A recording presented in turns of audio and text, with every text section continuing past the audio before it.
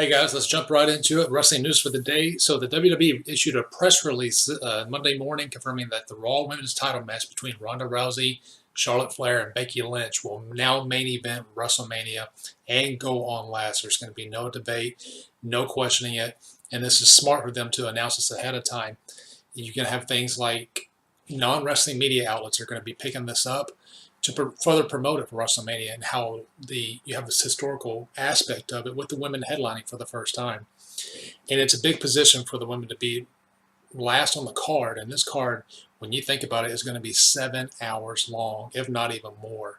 Last year, when you rewind this back, look at Brock and Roman, and people were so tired by the end of that WrestleMania.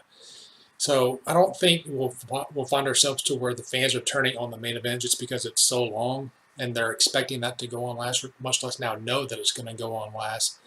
So it should be the main event. It's the strongest program going into the card.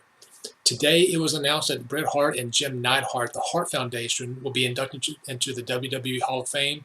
They'll be joining DX, Honky Tonk Man, Torrie Wilson, Harlem Heat, and Sue Aitchison for the Warrior Award. And it was initially announced that Jimmy Hart was going to be joining them, but he wasn't part of this announcement for whatever reason. Then you see the debates about the actual the Hart Foundation from the late 90s with Owen and Brian Pillman and Bulldog all going in. You have the debate as well, but I think when WWE looks at it, so Jim Neidhart's passed away. If you were to put that part of the Hart Foundation in, I mean, we no longer have Bulldog, we don't have Pillman. Like I said, we don't have Neidhart, so I don't know if they'd want to present it to where you only have one person up there in Bret accepting the induction. I think the only one other time that they've done something like that was the Von Erichs, but I mean that's a whole different scenario there. So the WWE has announced that Kurt Angle's opponent for tonight is going to be Samoa Joe. Joe was Angle's top opponent in TNA and drew the promotion's highest pay-per-view numbers back in late 06, 07. Then you remember the lockdown card in 08 where they had that MMA-style match, and that, I believe, turned out to be TNA's highest buy rate in their history. SmackDown tomorrow night, Kurt Angle versus AJ Styles. Expect Randy Orton to get involved in this match. I don't think this is going to be – it's not going to be a classic because we know how Angle is in his matches and how they go. I mean, Styles is going to be carrying Angle, and that match is – I don't expect that match to go long, but I expect Orton to get involved.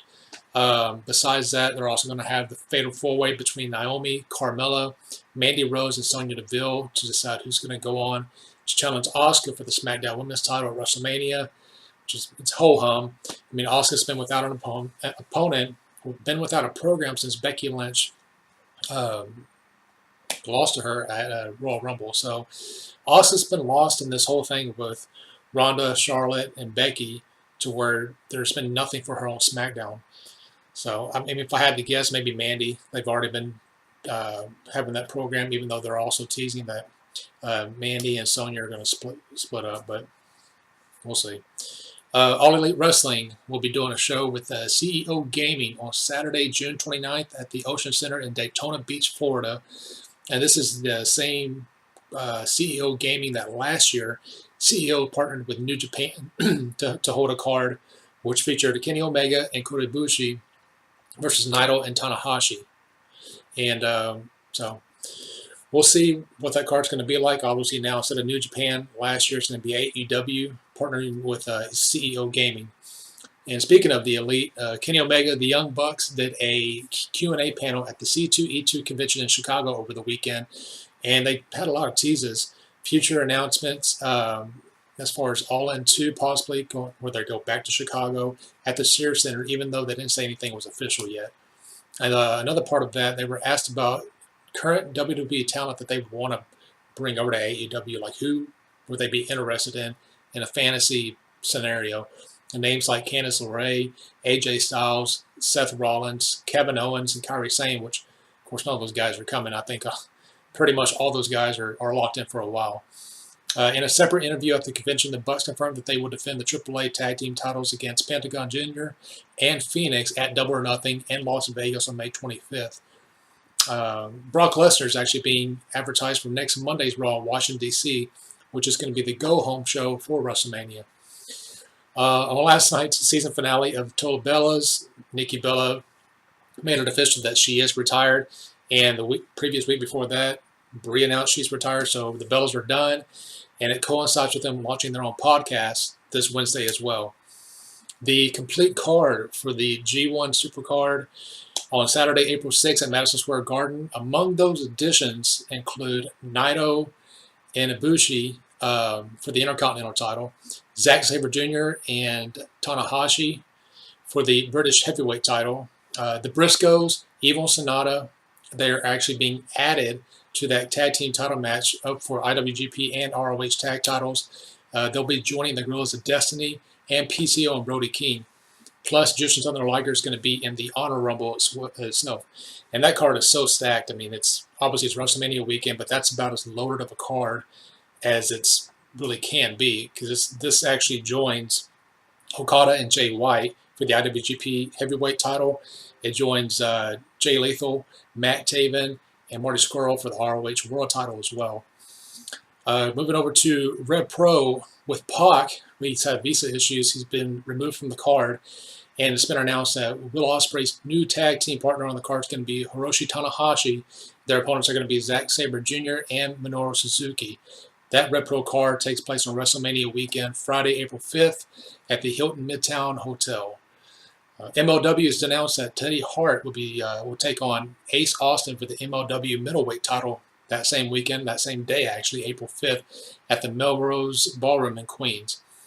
The Bullet Club, Jay White, Guerrillas of Destiny, Bad Luck Fale, Chase Owens, Ishimori, Yujiro, and Gato will be at Wale Mania 5 on WrestleMania weekend. Just a lot of news coming out about who's going to be doing what that weekend. They're going to be at Wale Mania 5 Thursday, April 4th at Sony Hall. After Raw tonight on the WWE Network, there's going to be a new episode of WWE Photo Shoot featuring Rusev. Zack Ryder and Kurt Hawkins will be doing a live podcast on Wednesday, April 3rd in Hicksville, New York at 95 Engineers Drive. And the event's going to start at 10 p.m. It will include a meet and greet. Moving over to the MMA side of news, this past Saturday, the UFC held their card in Nashville, where we saw Anthony Pettis knock out Stephen Thompson with a nasty Superman punch that really launched Pettis into relevance into this welterweight division. He was making his debut in the division, and I mean, to knock out Thompson, who's never been knocked out even in his career. But the fight of the night bonuses actually went to Bryce Mitchell and Bobby Moffitt, and the performance of the night bonuses went to Anthony Pettis and Randa Marcos for $50,000 each.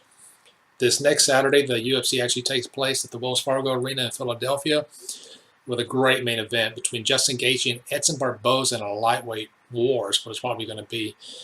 When Gaethje, as we all know, when he gets in these main events for the UFC, if he's not getting dropped, he's dropping somebody. Now, both these guys, Barboza and Gaethje, are both coming off wins. Barboza defeating Dan Hooker last December, Gaethje knocking out James Vick last August.